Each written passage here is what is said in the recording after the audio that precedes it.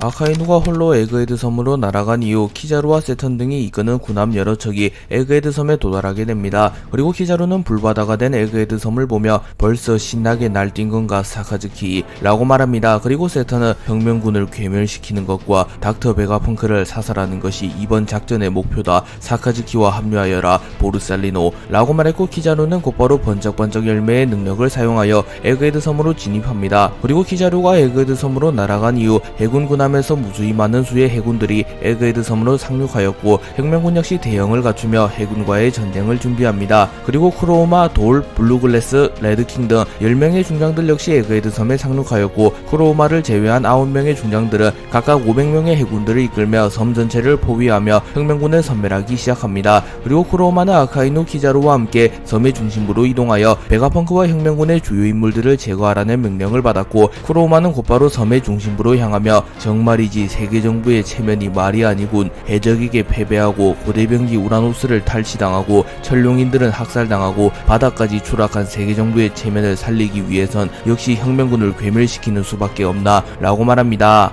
세턴은 10명의 중장과 키자루, 아카이누가 에그헤드 섬으로 투입되어 혁명군과 대치 중인 것을 확인한 이후 일종의 텔레파시와 비슷한 능력을 사용하며 나머지 오로성들과 통신하기 시작합니다. 그리고 피터는 현 상황은 어떠한가? 라고 물었고, 세턴은 현재 해군이 에그헤드 섬에 진입했다. 외부 세력이 개입하기 이전 속전속결로 처리하는 게 좋겠지. 우선 과학병기의 위권을 모두 회수한 이후 직접 개입하여 혁명군을 괴멸할 생각이다. 라고 말하며 자신의 지위를 이용하여 과학병기를 모조리 회수한 이후 자신이 직접 전장에 개입하여 혁명군을 소탕하겠다고 말합니다. 그리고 마스는 드래곤은 만만치 않은 적이니 확실하고 신속하게 처리해야 하네 라고 말했고, 세턴은 물론 그쪽의 상황은 어떠한가 라고 물었고, 워큐리는 현재 와노쿠니에서 상당한 규모의 혁명이 일어났다. 과거 밀짚모자에게 도움을 받아 백수해적단의 지배로부터 해방된 코즈키 오뎅의 가신과 현 와노쿠니의 다이묘 모모노스케를 필두로 와노쿠니의 세력 밍크족 등이 일제히 세계정부로 향하려 하고 있다는 정보를 입수했다. 그의 나수주러 성이 원군을 이끌고 직접 와노쿠니로 향했다 라고 말합니다. 그리고 세턴은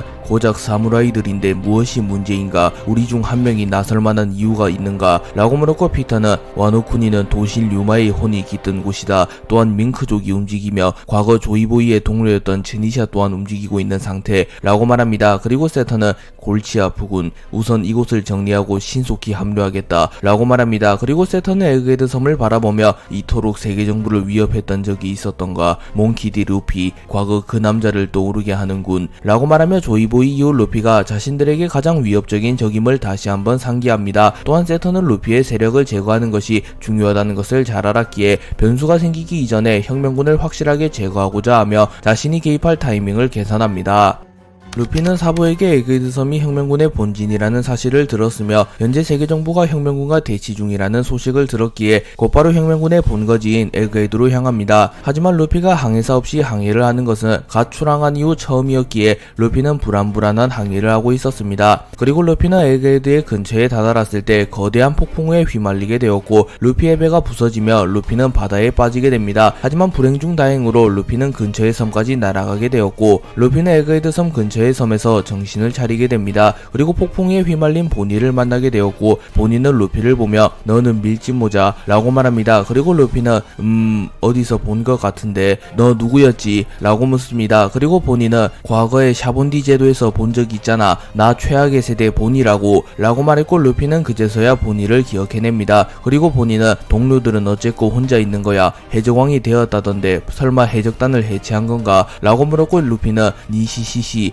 아니 아직 할 일이 남았어. 해적단 해체는 적어도 세계정부를 날려버린 뒤라고. 그나저나 넌 여기 왜 왔어? 라고 물었고, 보니는 혁명군의 도움으로 에그헤드 섬으로 대피한 뒤 아버지와 베가펑크 사이에 얽힌 이야기를 모두 듣게 되었어. 그리고 너희 아버지가 안전하게 혁명군의 본거지인 에그헤드 섬에 있으라고 말했는데 여긴 너무 답답해서 잠깐 여행을 나온 사이 폭풍에 휘말렸어 라고 말합니다. 그리고 루피 역시 자신이 에그헤드 섬으로 향하고 있다고 말했고, 잠시 후 보니 해적단의 간부이자 아니라 쿠마의 친구인 교교가 나타나 밀짚모자 루피인가 우리도 마침 에그헤드 섬으로 돌아갈 참이었는데 배는 반나절이면 수리가 완료되니 잠시 고기라도 먹고 있으세 라고 말하며 루피에게 고기를 건넸고 보니와 루피는 고기에 정신이 팔리며 고기를 먹습니다. 그리고 교교는 한시라도 빨리 에그헤드로 돌아가야 해. 하필이면 우리가 자리를 비운 사이 해군이 쳐들어왔으니 해조광 밀짚모자의 도움이라면 혁명군이 해군을 잡아낼 수 있을 테지. 쿠마 조금만 기다려라. 곧 세계는 변할 테지 라고 생각하며 루피의 힘을 잘 아는 교교는 한시라도 빨리 배를 수리하며 루피와 함께 에그헤드 섬으로 향하려 합니다.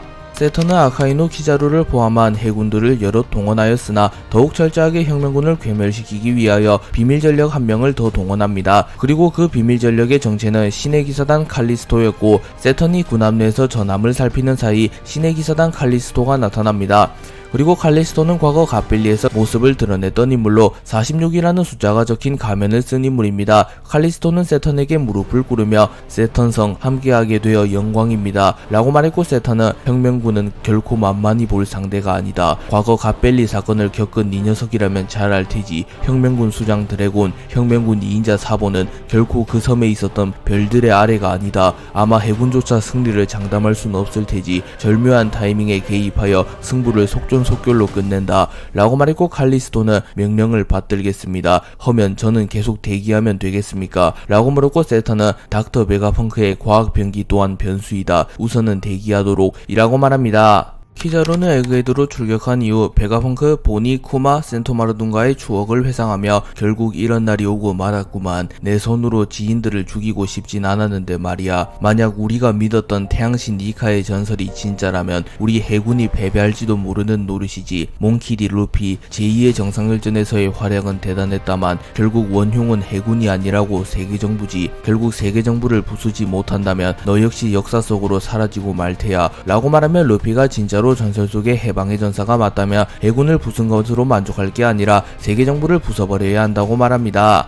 아카이누가 에그헤드에 상륙하며 아카이누는 해군 원수다운 실력을 선보이며 순식간에 혁명군의 간부들을 조살내버립니다. 그리고 아카이누가 핵을 죽여버리려 하였고 아카이누는 마치 불의 화신처럼 핵에게 다가갑니다. 그리고 핵은 눈을 질끈 감으며 드래곤 자네를 믿겠네. 나의 희생으로 인해 혁명이 시작된다면 그것으로 만족하지 라고 말합니다. 하지만 그 순간 엄청난 폭풍우가 휘몰아쳤고 드래곤은 핵을 바라보며 나의 허락 없이 죽을 생각 따위 하지 마라. 이곳은 내가 맡을 테니 다른 곳으로 가봐라. 넌 누가 뭐래도 혁명군의 귀중한 전력이다 라고 말합니다. 그리고 아카이누는 드래곤을 보며 쓰레기들 데리고 대장놀이라니. 한때 정의를 추구하던 네 녀석이 추악해진 악의 수장이 될 줄이야. 반영용 네 녀석의 목숨만은 반드시 제거해주마 라고 말하며 분노한 듯한 모습을 보입니다. 그리고 드래곤은 사카즈키 네 녀석 역시 잘 알고 있지 않는가. 해군은 진정한 정의가 아니라네. 지금이라도 썩어빠진 세계정부를 타도하고 평화로운 세상을 만드는 게 어떤가. 네 녀석이라면 혁명군에 받아줄 수는 없다만 적어도 어려운 시국에 같은 편 정도는 할 수 있다네 라고 말했고 아카이누는 정의에는 희생이 뒤따르는 법. 악은 그 뿌리부터 가능성을 뽑아야 한다. 못 본 사이에 감성적으로 변했군 이라고 말합니다. 그리고 드래곤은 엄청난 폐양색 패기를 내뿜었고 드래곤은 결국 대결을 피할 수는 없는 건가. 각오해라 사카즈키. 얘 친우라고 해서 봐줄 생각 따윈 없다 라고 말했고 아카이누 역시 자신의 양손에 마그마를 두르며 이 녀석이 군을 배신한 이후 더 이상 넌 나의 전우가 아니었다 라고 말하였고 드래곤과 아카이누의 대결이 시작됩니다. 키자루가 에그헤드 섬으로 진입한 이후 키자루는 아카이누와 드래곤이 대치 중인 것을 확인합니다. 그리고 키자루는 저곳은 당분간 승부가 나질 않을 것 같고 내가 베가펑크를 죽여버리면 사실상 게임은 끝나는 건가 라고 말한 이후 곧바로 펑크의 고지를 통과하여 빠른 속도로 날아갑니다. 그리고 레이저 시스템이 키자루를 감지하나 키자루는 번쩍번쩍 열매를 먹은 빛인간이었기에 레이저의 영향을 받지 않으며 곧바로 연구소 내부로 진입하는 데 성공합니다. 그리고 이를 본 베가펑크는 매우 분노하며 자네가 해군이라는 것은 잘 아네. 하지만 이렇게까지 하는 이유가 뭔가. 우리가 기다렸던 해방의 전사가 나타났다고 너 역시 잘 알고 있지 않나 키자루. 세계정부가 건재한 이상 평화로운 세계 따윈 올 수 없다고 라고 말합니다. 하지만 키자루는 미안하게 됐구만. 나는 사축이라서 말이야. 나의 친구들을 죽이게 된 것은 유감이지만 어쩔 수가 없네 라고 말합니다. 그리고 키자루는 선글라스를 사용하여 자신의 표정을 숨겼으나 키자루의 표정이 완전히 숨겨지진 않았고 키자루는 매우 슬퍼하는 듯한 표정을 짓고 있었습니다. 키자루가 연구소 내부로 진입하자 센토마루가 나타나 키자루를 막아서며 펑크 아저씨를 죽이게 놔둘 수는 없다고 제 아무리 아저씨라고 할지라도 말이야 라고 말한 이후 도끼의 무장색 베개를 휘감으며 키자루를 공격합니다. 하지만 키자루는 꽤나 냉정한 모습을 보이며 장난스러운 모습 따윈 전혀 보이지 않으며 미안하지만 해군의 체면이 바닥에 떨어져서 말이야 예전처럼 놀아줄 수만은 없을 것 같네 라고 말한 뒤 곧바로 센토마루의 도끼에 레이저를 쏴버리며 센토마루의 도끼를 박살내버립니다. 그리고 키자루는 센토마루의 복부에 발차기를 집어넣었고 센토마루는 단 한 방만에 정신을 잃으며 기절합니다. 그리고 베가펑크는 급하게 파시피스타 몇 구를 이용하여 키자루를 막아보려 하나 키자루는 순식간에 파시피스타를 부숴버렸고 확실히 이 디자인은 너무 잔인하군. 특히 보니에겐 더더욱 잔인할 테지 라고 말합니다. 그리고 베가펑크는 키자루가 갈등하고 있다는 것을 어렴풋이 눈치채며 마지막으로 키자루를 회유하려 하나 키자루는 이미 마음을 굳힌 상태였기에 베가펑크를 공격하려 합니다. 그리고 키자루는 만약 그 전설이 사실이라면 밀짚모자가 증명해 보일 테지. 세계 정부를 상대로 말이야 라고 말하며 천총온검을 사용하여 베가펑크를 반으로 갈라버리려 합니다. 그리고 키자루는 공격과 동시에 눈을 질끈 감으며 차마 자신의 손으로 베가펑크를 죽이는 것을 확인하지는 못하는 모습을 보입니다. 키자루가 베가펑크를 베어버리려는 순간 화염이 키자루를 휘감았고 사보가 나타나 쇠파이프를 사용하여 키자루의 천총온검을 막아냅니다. 그리고 사보는 곧바로 불주먹을 사용하여 키자루를 날려버렸고 키자루는 충격을 입으며 연구소 밖으로 튕겨져 나옵니다. 그리고 사보는 베가펑크 과학병기들을 모두 동원해서 해군들을 맡아줘. 저 녀석은 내가 막는다 라고 말합니다. 그리고 키자루는 당황한 듯한 표정을 지으며 혁명군 2인자 사보 이거 참 성가신 녀석이 나타났구만 이라고 말했고 사보는 웃음을 지으며 해군대장 키자루 아까 니카의 전설에 대해 이야기했나. 이미 세계정부 또한 알고 있지 않는가. 결국 세계정부는 몰락하게 될 것이라는 것을. 무의미한 저항 따윈 하지 말라고. 너희들이 저항할수록 희생되는 목숨의 수만 늘어날 뿐이라고 라고 말하며 엄청난 자신감을 내비치며 결국 세계정부는 루피와 동맹군에 의하여 격파당할 것이라고 말합니다. 하지만 키자루 역시 세계정부의 막강한 전력을 알았기에 자신의 신념을 굽히지 않으며 곧바로 전투태세를 갖추며 그렇다면 이 위기를 헤쳐나가 보시지 젊은 혁명군이여 라고 말했고 키자루는 이제껏 드러난 표정 중 가장 냉정하고 위협적인 표정을 짓고 있었습니다. 그리고 사보 역시 긴장한 듯한 모습을 보이며 내가 이겨낼 수 있을까 해군본부의 대장을 이라고 말하며 키자루와의 대결을 준비합니다. 베가펑크는 사보의 도움으로 키자루의 추격으로부터 벗어났고 곧바로 연구소의 중심부로 이동하여 모든 과학병기들에게 일제히 해군을 공격하라고 명령을 내립니다. 그리고 대부분이 세계정부에게 귀속되어 버렸으나 베가펑크는 유사시를 대비하여 몇 개의 세라핌을 보관 중이었고 베가펑크는 세라핌 징베, 세라핌 도플라밍고, 세라핌 미호크에게 해군을 공격하라는 명령을 내립니다. 그리고 베가펑크는 아쉬워하는 듯한 모습을 보이며 쳇 이럴 줄 알았으면 차라리 세라핌을 에그헤드 섬에 보관할 걸 그랬군. 괜히 정부의 죄다 넘겨서 말이야. 특히 세라핌 로저, 세라핌 흰수염은 정말로 안타깝구만. 그 두 녀석만 있었어도 일당백이었을 텐데 말이야 라고 말하며 과거 정부 소속 과학자 시절 세계정부와 해군본부에 세라핌의 대부분을 보낸 것을 후회하며 특히 세라핌 로저, 세라핌 흰수염을 보낸 것은 자신의 실수라고 말하며 자책합니다. 참고로 로브루치가 어인섬을 습격하였을 때 세라핌 로저를 사용하였으나 에이스가 세라핌 로저를 불태워버렸습니다. 베가펑크의 명령이 떨어진 이후 과학병기들과 메카해수는 더욱 거세게 해군을 공격하기 시작하였고 세라핌 미호크, 세라핌 징베, 세라핌 도플라밍고는 압도적인 성능을 자랑하며 해군들을 박살내기 시작합니다. 그리고 이를 본 해군은 절망하며 우리의 아군이었던 세라핌이 적이 되다니 도저히 막을 수가 없습니다 라고 말했고 이를 본 해군본부 중장 돌 블루글래스 레드킹은 자신들이 세라핌 도플라밍고를 막아서겠다고 말합니다. 그리고 크로마는 세라핌 징베를 막아섰고 세라핌 미호크를 막아낼 만한 인물이 현재 해군에는 없었기에 세라핌 미호크 한구 때문에 전황이 뒤집혀가기 시작합니다. 세터는 감시 카메라를 통하여 세라핌 미호크가 활약하는 것을 지켜보았고 곧바로 칼리스토를 호출합니다. 그리고 세터는 직접 출격하여 세라핌 미호크를 막아서라. 세라핌 미호크를 처리한 이후 곧바로 키자루와 합류하여 닥터 베가펑크를 제거하여라 라고 명령하였고 칼리스토는 명령을 받들겠습니다. 헌데 직접 나서시면 세라핌과 과학병기를 회수하여 곧바로 전력으로 사용하실 수 있지 않습니까? 라고 물었고 세터는 잔말 말고 명령에 따르도록. 아직은 내가 나설 타이밍이 아니다 라고 말합니다. 그리고 칼리스토는 천령인 출신의 신의 기사단이긴 하나 오로성의 권위와 위치는 절대적이기에 더는 세턴의 명령에 반론하지 못하며 곧바로 세라핌 미호크를 막아서기 위하여 에그헤드 섬으로 출격합니다. 그리고 칼리스토는 아수라장이 된 에그헤드 섬을 보며 이거 원 그때가 생각나는군 이라고 말하며 과거 갓벨리 사건을 떠올립니다. 그리고 칼리스토는 하여간 해군 녀석들은 쓰레기 투성이군. 중장이라는 작자들이 고작 고철덩어리 몇 개를 처리 못해서 감히 천룡인이 직접 나서는 불상사를 만들다니 이번 기회에 대청소를 한 이후 모조리 사형시켜버려야겠군. 벌레 같은 녀석들. 뭐 그 중에는 쓸만한 벌레도 있지만 말이야 라고 말하며 일처리가 미흡한 해군을 보며 불평을 늘어놓으나 아카이노 키자로만큼은 쓸만한 벌레라고 칭하며 그들의 능력만큼은 인정하는 모습을 보입니다. 세턴은 아카이노, 키자루, 칼리스토 모두에게 각기 다른 명령을 내렸는데요. 우선 혁명군의 수장 드래곤과 악연이 짙으며 철저한 정의를 추구하는 아카이노에게는 혁명군을 괴멸시키라는 명령을 내립니다. 그리고 베가펑크와 연이 있으며 배신 가능성이 있는 키자루에게는 베가펑크를 제거하라는 명령을 내리며 충성심을 확인하려 합니다. 그리고 칼리스토에게는 세라핌 미호크를 제거한 뒤 키자루를 도와 베가펑크를 죽이라고 말하며 공백의 백년에 대해 어느 정도 알고 있는 베가펑크를 확실히 제거하며 변수를 차단하려 합니다. 그리고 세턴이 진짜로 에그헤드 섬에 온 이유는 제2의 정상교전이 진행되는 틈을 타 짱크스, 드래곤, 도플라밍고, 버기가 마리조아를 급습하여 탈취한 우라노스가 혁명군의 본거지인 에그헤드 섬에 보관되어 있을 것이라고 예상하며 고대병기 우라노스를 회수하기 위하여 직접 에그헤드 섬에 행차한 것이었습니다. 그렇기에 세턴의 1순위 목적은 고대병기 우라노스를 회수하는 것이며 혁명군 괴멸과 베가펑크 암살 작전은 사실상 2순위 목적이라고 볼 수 있습니다. 그리고 세턴의 에그헤드 섬을 바라보며 밀짚모자 루피,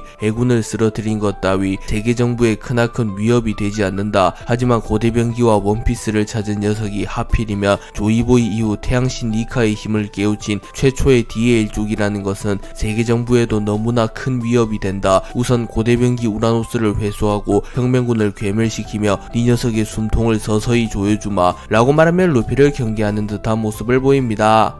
드래곤이 아카이노를 막아서며 드래곤과 아카이노는 격돌하기 직전의 상황에 놓였고 잠시 드래곤과 아카이노의 과거 회상이 이어집니다. 거프는 20대 시절 이미 해군에서 유망한 해군이었으며 차세대 해군의 스타가 될 인물로 평가받았습니다. 그리고 당시 거프의 계급은 대령이었지만 이미 세계 정부에서도 거프에 대해서 잘 알고 있었고 거프를 차세대 해군대장 해군 원수로 만들어야 합니다. 그리고 거프 역시 정의감이 넘치던 터라 해군과 세계 정부를 위해 노력하며 세계의 평화에 이바지하고자 합니다. 그리고 거프는 비교적 젊은 나이에 아이를 가지게 되었고 그 아이의 이름을 몽키 D 드래곤으로 짓습니다. 그리고 거프는 드래곤 역시 자신과 마찬가지로 해군에 입대시키기 위하여 어린 시절부터 강도 높은 훈련을 시켰고 거프의 피를 타고난 드래곤은 빠르게 성장합니다. 그리고 시간은 흘러 약 20년 뒤 거프는 해군 중장으로 승진한 상태였고 드래곤 역시 성인이 됩니다.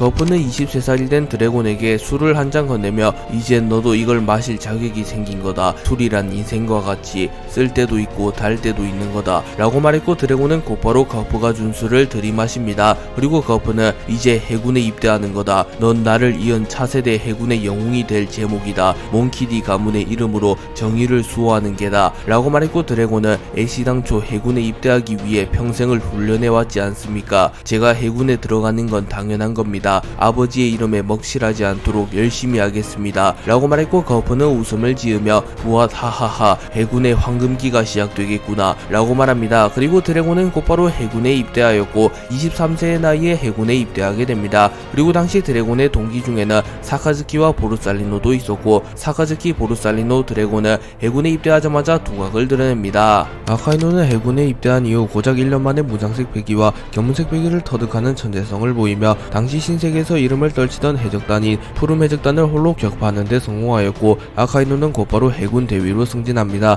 그리고 고작 1년 만에 해군 본부 대위로 승진한 사례는 단 한 차례를 제외하면 없었는데 그 사례는 아카이노의 동기 드래곤이 단 6개월 만에 해군 본부 대위로 승진한 사례입니다. 그리고 아카이노는 드래곤의 재능을 인정하며 드래곤이라면 자신과 함께 무적의 해군을 만들어낼 수 있을 것이라고 생각합니다. 그리고 아카이노는 드래곤을 찾아가 함께 식사를 하자고 제안하였고 드래곤은 이를 흔쾌히 받아들입니다. 합니다. 그리고 아카이누는 역시 해군 영웅 거프 중장님의 아들인가, 해군 역사상 가장 빠르게 승진하고 있다고 들었네. 동기로서 영광이구만 그래 라고 말했고, 드래곤은 사카즈키 네 녀석의 재능 또한 무서운 수준이군. 너와 보르살리노는 나와는 다르게 어린 시절부터 체계적인 훈련을 받지 않았음에도 엄청난 성장 속도를 보이고 있지 않는가 라고 말합니다. 그리고 아카이누는 웃음을 지으며 우리 셋이 해군의 주축이 된다면 해적들의 시대 따위는 끝날지도 모르지. 골디 로저도 흰수염도 우리가 잡아내는 거다 라고 말합니다. 그리고 드래곤은 웃으며 로저는 우리 아버지께서 잡을 거다. 로저 녀석 때문에 제대로 잠도 못 자고 훈련을 하시니 말이다. 우리는 흰수염 정도로 만족하자고 라고 말했고, 아카이누 역시 웃음을 짓습니다. 그리고 아카이누와 드래곤의 식사가 끝나갈 무렵 드래곤은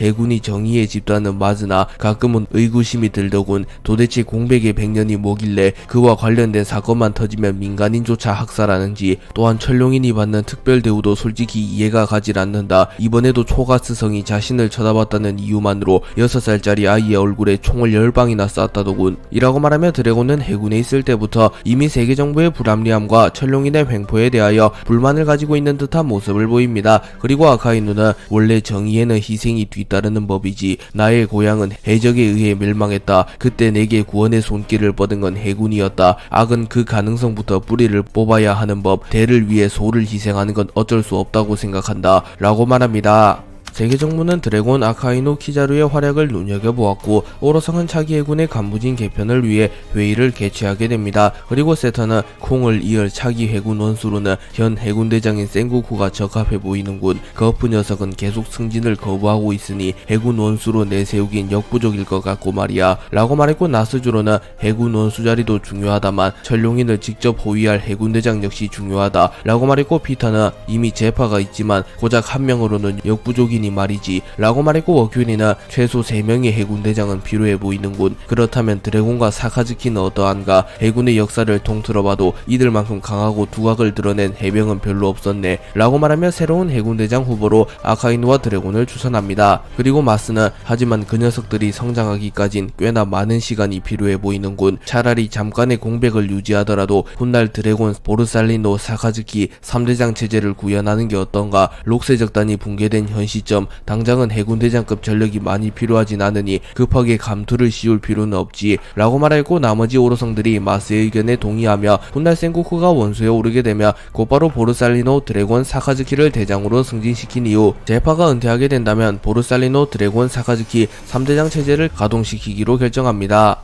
해군은 전통적으로 해군대장으로 진급할 가능성이 있는 해군에게 명예로운 코드네임을 부여합니다. 그리고 코드네임에는 성격, 가치관, 전투 스타일 등 그 인물의 정보가 포함되어 있기에 코드네임은 굉장히 중요한 정보라고 볼 수 있습니다. 당시 해군 원수였던 콩은 아카이누, 드래곤, 키자루를 부른 이후 너희들도 이젠 코드네임을 부여받을 때가 왔다. 세계정부 상층부에서도 기대가 많더군 이라고 말했고, 키자루는 오, 이왕이면 멋진 걸로 부탁한다고 라고 말했고, 콩은 코드네임은 내가 정하는 게 아니다. 데이터를 종합적으로 분석해서 정할 뿐 이라고 말한 뒤 아카이누와 키자루에게는 각각 아카이누, 키자루라는 칭호를 부여합니다. 그리고 콩은 마지막으로 몽키디 드래곤, 거프 녀석은 대장 따윈 절대 안 할 거라면서 코드네임을 부여받는 것조차 거부했다만 결국 아들인 니 녀석이 아비보다 먼저 대장이 될 것 같군. 니 녀석의 코드네임은 미도리류다 라고 말합니다. 참고로 미도리류를 직역하면 초록용이 됩니다.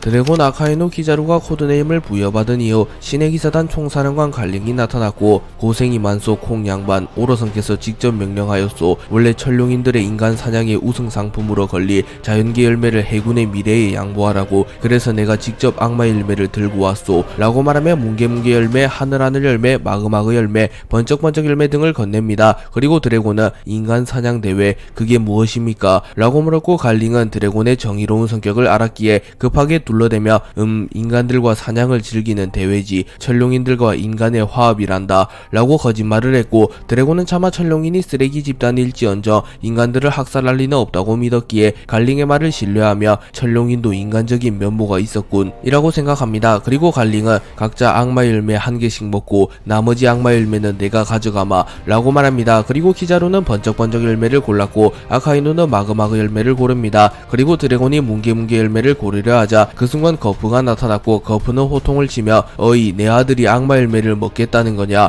콩원수 갈링사령관 나는 용납하지 못하오 라고 소리치며 드래곤이 들고 있던 뭉게뭉게 열매를 빼앗아버립니다. 그리고 드래곤은 균형을 잃으며 넘어졌고 드래곤의 입에 하늘하늘 열매의 일부가 들어가게 됩니다. 그리고 갈링은 푸하하하 거프 중장 운명은 막지 못했나보 악마 열매가 주인을 택하는 경우가 있다던데 딱 이런 상황을 두고 하는 말인 것 같소 라고 말했고 거프는 이미 물은 엎질러졌기에 절망하는 표정을 지을 뿐 별다른 조치를 취하진 않습니다. 그리고 갈링은 그 열매는 바람 열매로도 불리지 각성하는 데 성공한다며 바람뿐만 아니라 천재지변의 힘을 모두 다룰 수 있게 될 걸세 그야말로 하늘의 힘을 가지는 셈이지 라고 말한 뒤 나머지 악마 열매를 들고 떠나갑니다. 그리고 드래곤은 하늘하늘 열매의 능력자가 됩니다. 철룡인들은 매년 비가맹국을 습격하여 인간 사냥을 즐기는 악습이 있었고 그날도 여지없이 인간 사냥 대회를 즐기기 위하여 롱스톤 아일랜드를 습격합니다. 그리고 롱스톤 아일랜드의 국왕은 너무한 거 아니오 같은 인간끼리 죽고 죽이는 학살이라니 당신들이 제 아무리 신의 후예라고 할지라도 이건 너무 심한 거 아니오 라고 말합니다. 그리고 곧바로 철룡인 쿠에타성이 롱스톤 아일랜드의 국왕의 머리를 베어버렸고 갈링이 이를 지켜보며 왕년의 나를 보는 것 같구만 이라고 말했고 현 신의 기사단인 이오는 크하하하 인간 사냥은 언제 봐도 재밌구만 과거 갓벨리에서는 록세 적단이 나타나는 바람에 철룡인들의 체면이 말이 아니었는데 말이야 라고 말합니다. 그리고 롱스톤 아일랜드 국왕의 죽음 이후 철룡인 사회자가 나타나 고대하던 인간 사냥이 시작됩니다. 성인은 10점 아이는 5점입니다. 가장 많은 인간을 죽인 우승자에겐 최강의 동물계 환수종 악마 열매라고 불리는 세세 열매 모델 주작과 사기적인 능력을 지닌 초인계 악마 열매 현실 열매를 지급할 예정입니다 라고 소리칩니다. 그리고 오로성 워큐리는 인간 사냥 대회를 보며 인간 사냥 대회는 단순한 유흥이 아니다. 차기 신의 기사단이 될 인재를 뽑는 시험 창구일 뿐 가장 두각을 드러낸 녀석은 직접 신의 기사단으로 스카우트한다. 부디 이번 대회에서도 갈린 같은 녀석이 나오면 좋겠군 이라고 말하며 철룡인들이 인간 사냥 대회를 개최하는 이유는 단순한 여흥이 아니라 신의 기사단을 선별하기 위함이라는 게 밝혀집니다. 롱스톤 아일랜드에서 인간 사냥 대회가 시작된 이후 롱스톤 아일랜드의 해역에 로제 적단의 배가 나타납니다. 그리고 그것에 주둔 중이던 해군들은 놀라는 모습을 보이며 로제 적단이 나타났습니다 라고 소리쳤고 당시 해군 중장이었던 포스트베리는 자신들의 힘만으로는 로제 적단을 막는 게 불가능하다고 여기며 곧바로 근처에 있는 해군들에게 지원을 요청하였고 마침 근처에서 임무를 보던 드래곤이 통신을 수락하며 드래곤은 곧바로 롱스톤 아일랜드로 향합니다. 또한 사실상 로저를 막을 만한 인물은 거프밖에 없었기에 포스트베리는 곧바로 거프에게 연락하나 거프는 꽤나 먼 섬에 있었기에 곧바로 출발하긴 했으나 도착하기까지 꽤나 시간이 걸립니다. 그리고 롱스톤 아일랜드에 상륙한 로저는 레일리 철룡인들의 악습은 끝나지가 않는구만 이라고 말했고 레일리는 우리가 극악무도한 해적이긴 하지만 세계의 평화를 수호한다고 자처하는 녀석들이 저런 행태라니 라고 말합니다. 그리고 로저는 이곳이 우리의 영역인지 몰랐다는 건가 롱스톤 아일랜드의 국왕은 우리의 오랜 친구라고 감히 우리의 친구를 죽인 철룡 인들과 해군에게 본때를 보여줘라 라고 말하며 로저, 레일리, 가반을 포함한 로저의 적단은 곧바로 해군을 공격하기 시작합니다. 철룡인들의 인간 사냥 대회가 어느 정도 진행되었으나 로저의 적단이 나타나게 되며 잠시 인간 사냥 대회가 중단됩니다. 그리고 철룡인들은 과거 록스의 적단이 인간 사냥 대회에 도중 개입하여 난생 처음으로 생명의 위협을 받은 적이 있었기에 로저의 적단을 보며 트라우마를 느낍니다. 그리고 철룡인들은 대회보다는 자신들의 목숨이 중요했기에 서로 앞다툼의 군함을 향해 달려갑니다. 그리고 철룡인들은 해군에게 우리가 죽으면 니들 전부 사형이다이 해군 대장을 불러와라이 거프를 불러와라이 라고 소리칩니다. 그리고 갈링은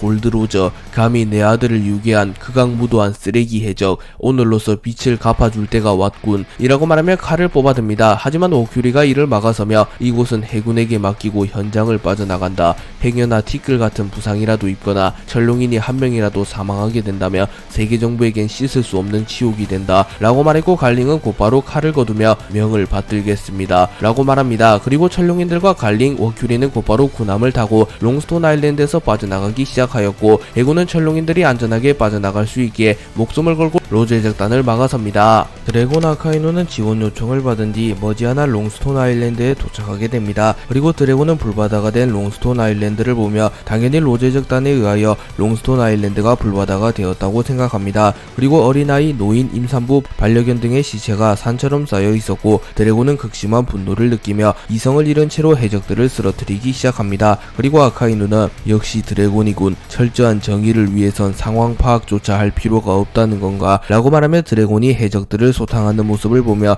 만족한 듯한 표정을 짓습니다. 그리고 아카이누 역시 전장에 투입되었고 아카이누와 드래곤은 차기 해군의 기둥이 될 인재답게 순식간에 로저 적단을 쓰러뜨리기 시작합니다. 그리고 레일리가 날아와 아카이누를 막아서며 이 이상 날뛰게 둘 순 없겠군. 해군의 새로운 애송이들인가? 라고 말합니다. 그리고 아카이누와 레일리가 겨루는 사이 드래곤은 곧바로 로저를 향해 달려갔고 드래곤은 곧바로 무장색 패기를 사용하며 로저를 공격합니다. 그리고 로저 역시 롱스턴 아일랜드가 초토화된 것을 보며 기분이 매우 나쁜 상태였기에 곧바로 카무사리를 사용하여 드래곤을 날려버립니다. 그리고 당시 아직은 성장 중이었던 드래곤이 전성기 로저의 일격을 버텨낼 순 없었고 드래곤은 카무사리를 허용한 이후 피를 토해냅니다. 드래곤은 로저의 일격을 맞고 치명상을 입었으나 정신력으로 이를 버텨낸 이후 로저에게 해적 골드로저, 어째서 그런 힘을 가지고 이런 짓을 벌이는 거지? 무고한 시민들의 목숨을 희생시키며까지 네 녀석이 원하는 것은 무엇이지? 라고 말했고 그 순간 드래곤은 폐양색 패기를 발현하는데 성공합니다. 그리고 아카이누를 제외한 해군들 전원이 기절하였고 레일리와 아카이누 역시 잠시 대결을 멈춰서며 드래곤을 바라봅니다. 그리고 레일리는 폐양색 패기, 전 해군을 통틀어 폐양색 패기를 가진 인물은 해군대장 센고쿠밖에 없는 걸로 아는데 저 녀석 굉장한 힘을 숨기고 있군 이라고 말합니다. 그리고 아카이누 역시 드래곤의 재능에 감탄하며 역시 차세대 해군의 왕은 네 녀석이다 라고 생각합니다. 그리고 로저는 이봐 애송이, 뭔가를 착각하고 있나 본데 민간인 심지어 어린아이와 노인까지 학살한 건 우리가 아니라 네 녀석들이 지키는 철룡인이다. 철룡인은 매년 비가맹국을 상대로 인간을 더 많이 학살하는 대회인 인간 사냥을 개최하지. 이번 연도의 인간 사냥 대상지는 롱스톤 아일랜드, 이곳은 내 구역이란 말이다. 나의 친구들을 죽인 것에 모자라 이젠 그 죄를 내게 뒤집어 씌우겠다는 거냐 라고 말했고 로저 역시 엄청난 폐양색 패기를 내뿜습니다. 그리고 드래곤은 철룡인의 악습에 대하여 어느 정도 알고 있었기에 로저의 말이 사실이라는 것을 깨달았고 좌절하는 듯한 모습을 보이며 무릎을 꿇으며 주저앉습니다. 그리고 로저는 네 녀석이 진짜로 정의를 관철하는 해군이라면 알테지 진정한 악의 원흉은 세계 정부라는 것을 이라고 말합니다. 그리고 드래곤은 무언가 깨달은 듯한 표정을 짓습니다. 드래곤은 로저를 통하여 사건의 전말을 깨달은 이후 곧바로 하늘하늘 열매를 사용하여 철룡인이 타고 있는 군함을 향하여 강력한 폭풍우를 일으켰고 드래곤이 생성한 강력한 바람으로 인하여 철룡인이 타고 있던 선박이 크게 흔들리기 시작합니다. 그리고 토르칸 성은 당황하며 뭐냐이 폭풍이냐이 라고 소리쳤고 워큐리와 갈링은 당황한 듯한 표정을 지으며 드래곤이 자신들을 공격하고 있음을 깨닫습니다. 그리고 아카이누 역시 당황하며 어이 드래곤 무슨 짓이냐, 아직 능력을 사용하는 게 익숙하지 않은 거냐 라고 소리쳤고 드래곤은 사카즈키 네 녀석 또한 듣지 않았나? 철룡인들의 악행이 도를 넘었다. 나는 더 이상 철룡인들을 수호하지 않을 테다. 스스로를 신이라고 칭하며 인륜을 저버린 저들을 직접 심판하겠다 라고 말합니다. 그리고 군함에 타고 있던 해군 여러 명이 곧바로 롱스톤 아일랜드에 상륙하였고 드래곤 소장, 방금 그 폭풍은 실수였습니까? 실수라고 하셔도 철룡인을 공격한 죄는 결코 용서받을 수 없습니다 라고 말했고 드래곤은 비켜라, 무고한 너희들까지 다치게 만들고 싶지 않다 라고 말한 뒤 또다시 군함을 향하여 능력을 사용하려 합니다. 그리고 해군들은 어쩔 수 없이 드래곤을 막아서야 했고 죄송합니다 드래곤님 이라고 말한 뒤 드래곤을 향하여 총을 쏴버립니다. 하지만 그 순간 드래곤은 엄청난 폭풍을 일으키며 총알을 모조리 공중으로 날려버렸고 철룡인이 타고 있던 선박을 향하여 강력한 번개를 떨어뜨렸고 철룡인 몇 명이 중상을 입게 됩니다. 그리고 철룡인들은 곧바로 드래곤을 배신자로 간주하였고 해군들에게 드래곤을 처형시키라는 명령을 내립니다. 그리고 해군 중장 포스트베리는 지금부터 저 녀석은 해군이 아니다. 감히 신에게 대적한 반역자다. 반역용 드래곤을 처단해라 라고 소리칩니다. 그리고 아카이누는 극심한 배신감을 느끼며 절망스러운 듯한 표정을 지으며 드래곤을 쳐다봤고 차세대 해군의 왕이 될 거라 생각했는데 어째서 갑자기 변하게 된 거냐 라고 말했고 드래곤은 사카즈키, 제 아무리 철룡인이라고 해도 인간 사냥 따위는 결코 허용되는 행위가 아니다. 내가 세계 최악의 범죄자라고 불리는 한이 있더라도 결코 저 녀석들을 용서할 수 없다 라고 말합니다. 드래곤의 배신이 확정된 이후 해군 전원을 로제 적단조차 무시하며 드래곤을 처단하기 위하여 드래곤에게 달려듭니다. 그리고 로제의 일격을 맞고 사실상 심각한 부상을 입었던 드래곤이 해군의 일격을 버텨낼 힘이 없었고 설상가상으로 드래곤이 해군과 대치하는 사이 철룡인이 타고 있던 선박 역시 멀리 떠나갑니다. 그리고 결국 드래곤은 철룡인이 탄 선박을 놓치게 되었고 드래곤은 해군의 협공을 버텨내지 못하며 쓰러집니다. 그리고 평소에 드래곤의 압도적인 실력에 열등감을 느끼고 있던 해군 중장 포스트베리는 직접 드래곤을 사살하며 철룡인에게 눈도장을 찍으려 합니다. 그리고 포스트베리는 쓰러진 드래곤의 심장을 향하여 자신의 검을 꽂으려 합니다. 하지만 그 순간 로저가 나타나 포스트베리의 검을 쳐낸 이후 곧바로 폐양색 패기를 방출하며 포스트베리를 멀리 날려버렸고 포스트베리는 단 한 방만에 쓰러집니다. 그리고 로저는 해군 전원을 바라보며 폐양색 패기를 사용하였고 모든 해군은 정신을 잃으며 쓰러집니다. 또한 아카이누 역시 누구보다 믿었던 드래곤이 해군을 배신한 것에 대하여 충격을 받으며 정신이 붕괴된 상태였기에 평소보다 정신력이 많이 약해진 상태였고 아카이누 역시 로제의 폐양색 패기에 기절합니다. 로저는 드래곤을 구해준 이후 드래곤에게 크게 감명을 받은 듯한 모습을 보이며 어이 애송이 이름이 뭐냐 라고 물었고 드래곤은 몽키디 드래곤이라고 대답합니다. 그리고 로저와 레일리는 동시에 웃음을 지었고 로저는 우리 해적단에 영입할까 했는데 하필이면 그 녀석의 아들이라니 범상치 않은 녀석인 건 알았다만 이제 보니 얼굴도 묘하게 닮았군 이라고 말하며 드래곤이 거프의 아들이라는 것을 단번에 파악합니다. 그리고 로저는 드래곤에게 선박 하나를 내어주며 곧 해군이 들이닥칠 거다. 그 녀석들 철룡인을 건드린 녀석은 결코 살려두지 않으니 말이다. 어쩌면 네 가족들 역시 위험할지 모르지. 뭐 거프 그 녀석은 걱정도 되지 않는다만 이 배를 타고 멀리 사라져버려라. 이 이후 나타나는 해군은 우리가 상대할 테니 네 녀석을 더 이상 추적하지 못할 테다 라고 말하였고 드래곤은 해적에게 감사 인사를 할 수는 없었기에 가볍게 목례를 한 이후 선박에 탑승합니다. 그리고 로저는 진정으로 세상을 바꾸고 싶다면 이념을 가진 새로운 세력을 구축해야 할 걸세. 해적들은 세상을 바꾸는 것 같은 복잡한 것엔 관심이 없으니 말이야 라고 조언을 해주었고 드래곤은 당신은 세상이 바뀔 수 있다고 믿나? 라고 물었고 로저는 절대로 멈출 수가 없는 것들이 있다. 계승되는 의지, 사람의 꿈, 시대의 일렁임, 인간이 자유의 답을 찾는 한 그것들은 절대로 멈추지 않는다 라고 말하였고 드래곤은 로저의 깨달음을 얻으며 롱스톤 아일랜드에서 떠나갑니다. 그리고 훗날 드래곤은 로저의 조언대로 해적 따위가 아닌 이념을 가지고 행동하는 새로운 세력인 혁명군을 설립하였습니다. 또한 로저가 공개 처형되는 것을 보며 로저가 자신에게 해주었던 말을 떠올립니다. 아카이누와 드래곤의 과거 예상이 끝나게 되었고 드래곤은 사카즈키 이 녀석은 그 사건을 겪고도 결국 철룡인의 개가 된 것이냐 라고 물었고 아카이누는 다수를 위해선 소수의 희생이 필요한 법, 세계 정부는 틀렸을지언정 그 존재 자체가 사라진 이후의 혼란을 감당할 수 있겠나 라고 말하며 끝끝내 아카이누와 드래곤의 가치관은 융화되지 못합니다. 그리고 아카이누의 주먹과 드래곤의 주먹이 충돌하였고 두 캐릭터의 충돌로 인하여 엄청난 충격파가 형성되며 주변이 초토화되었고 드래곤과 아카이누의 본격적인 대결이 시작됩니다. 드래곤과 아카이누는 서로의 실력을 잘 알았기에 대결이 시작된 이후 곧바로 전력을 다하였으며 잠깐의 방심이 치명상이 되어 조직의 괴멸을 유도할 수 있다는 사실을 알았기에 삶과 죽음을 넘나드는 생사계를 치르며 극한의 긴장감을 유지한 채로 공방을 주고받습니다. 아카이누는 채를 사용하여 순식간에 드래곤에게 접근한 이후 명구를 사용하여 드래곤을 공격하나 드래곤은 자신의 주먹에 폐양색 패기를 휘감은 이후 아카이누의 공격을 쳐내는데 성공합니다. 또한 드래곤의 공격은 아카이누를 닿지 않고 타격했기에 드래곤의 손은 마그마로 인하여 일말의 화상조차 입지 않습니다. 그리고 드래곤은 곧바로 하늘하늘 열매의 능력을 사용하여 순식간에 에그헤드 섬 전역에 엄청난 양의 호우를 일으켰고 주변 환경을 자신에게 유리하게 바꿉니다.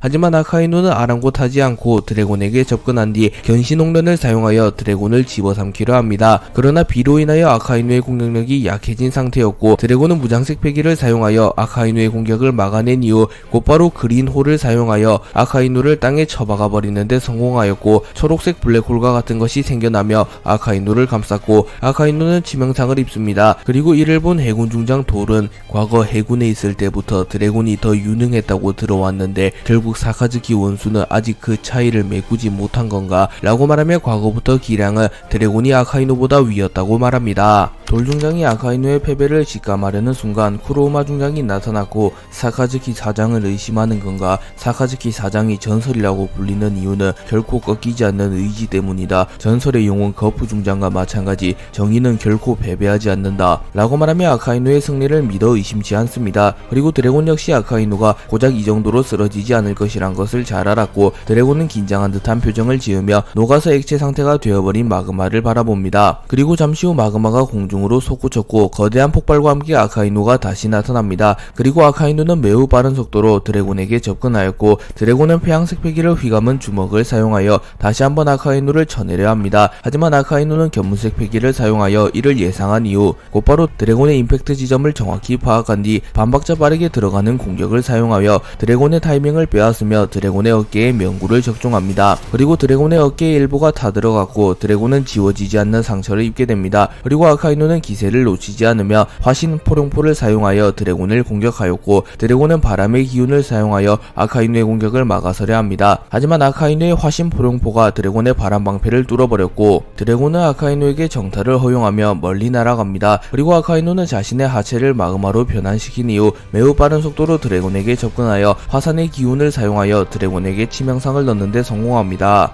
아카이누는 격렬한 공격을 몰아치며 체력이 꽤나 많이 소진되었고, 지친 듯한 표정을 지으며 드래곤을 바라봅니다. 하지만 드래곤은 마치 거프와 비슷한 표정을 지으며 웃음을 지으며 아카이누를 바라보았고, 상황실에서 상황을 지켜보던 베가펑크는 드래곤 이런 상황에서 웃음이라니, 저 녀석에겐 죽음의 공포 따위가 없는 건가? 라고 말하며 난생 처음 보는 드래곤의 모습을 보며 당황합니다. 그리고 드래곤의 폐양색 패기가 이전보다 조금 더 강해지게 되었고, 드래곤이 점점 성장하고 있음이 묘사됩니다. 그리고 드래곤의 폐양색 패기로 인하여 해군본부 중장 일부를 포함한 해군이 모조리 기절하게 됩니다. 또한 폐양색 패기가 급격하게 강해지며 드래곤조차 자신의 폐양색 패기를 완벽히 제어하지 못하며 혁명군들 역시 대부분이 기절합니다. 그리고 드래곤의 폐양색 패기의 여파로 인하여 혁명군과 세계정부의 대결은 더욱 가속되기 시작하였고, 세턴은 자신이 나설 타이밍이 왔음을 파악한 뒤 곧바로 에그헤드 섬으로 날아갑니다.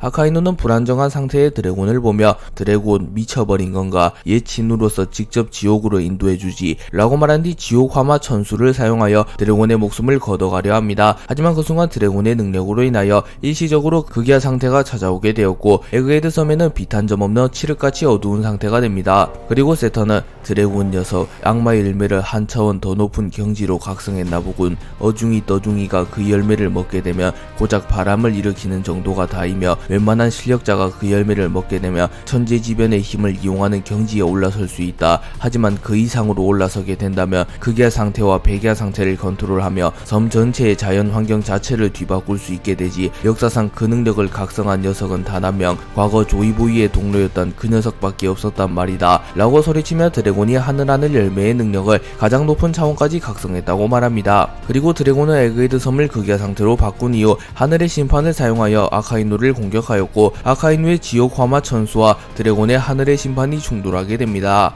아카이누의 지옥 화마 전수와 드래곤의 하늘의 심판이 충돌한 이후 두 캐릭터의 기술은 호각의 모습을 이루었고, 결국 우열을 가리지 못하며 아카이누의 지옥 화마 전수와 드래곤의 하늘의 심판이 하늘로 승천해버립니다. 그리고 드래곤의 능력으로 인하여 에그헤드 섬이 극야 상태가 되었기에 두 캐릭터는 서로의 위치를 정확히 파악하지 못하였고, 오로지 견문색 패기만으로 서로의 위치를 살피며 공방을 주고받습니다. 그리고 두 캐릭터 모두 매우 지쳤으며 큰 부상을 입은 상태였기에 빠르게 승부를 결정짓기 위하여 점점 템포를 올려가며 공방을 주고받습니다. 그리고 드래곤은 채를 사용하여 아카이누에게 빠르게 접근한 이후 거프로부터 전수받은 기술인 갤럭시 임팩트를 사용하여 아카이누의 복부를 정확히 타격했고, 아카이누는 충격을 입으며 멀리 날아갑니다. 그러나 아카이누는 몸의 일부를 마그마로 변환시키며 재빠르게 드래곤의 앞으로 이동하였고, 아카이누는 드래곤의 발목을 누리며 땅에서 마그마를 분출시키며 드래곤의 발목을 태워버리려 합니다. 하지만 드래곤은 하늘하늘 열매의 능력을 사용하여 폭풍을 생성한 뒤 공중으로 날아가며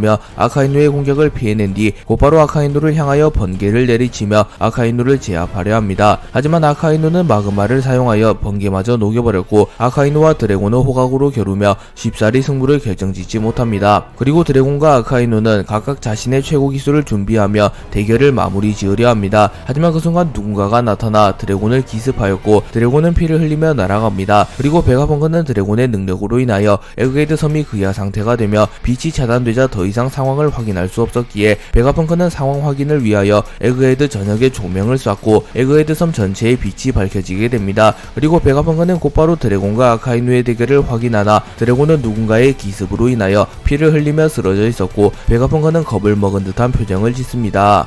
드래곤과 아카이누가 충돌하기 직전 키자루와 사보 역시 에그헤드 섬에서 충돌하게 되었습니다. 키자루는 사보와의 대결이 시작된 이후 곧바로 번쩍번쩍 열매의 능력을 사용하여 매우 빠른 속도로 사보에게 다가간 이후 자신의 다리에 빛을 휘감은 이후 사보의 복부를 정확히 강타합니다. 하지만 그 순간 사보의 복부가 화염의 형태로 변하게 되며 사보는 키자루의 공격을 흘려내는데 성공했고 키자루는 당황한 듯한 표정을 지으며 분명 제2의 정상결정까지만 하더라도 악마 열매 능력자가 아니었는데 말이지 라고 말했고 사보는 나는 화염 열매를 먹은 화염인간 그런 공격으로는 나를 건드릴 수조차 없다고 라고 말합니다. 그리고 키자루는 곧바로 무장색 패기를 사용한 뒤 전총공검을 흑도로 변환시킨 이후 사보를 베어버리려 합니다. 하지만 사보는 쇠파이프를 사용하여 키자루의 공격을 막아선 이후 채술이라면 내가 한 수위다 키자루 자연계의 이점 따위 소용없다고 라고 말하며 평생토록 패기와 채술만을 수련해온 자신이 능력에 의존해왔던 키자루보다는 유리하다고 말합니다. 하지만 키자루는 자신이 넘치는 듯한 표정을 지으며 해군본부 대장이란 자리는 악마 열매 능력만으로 쟁취할 수 없는 자리라고 라고 말합니다.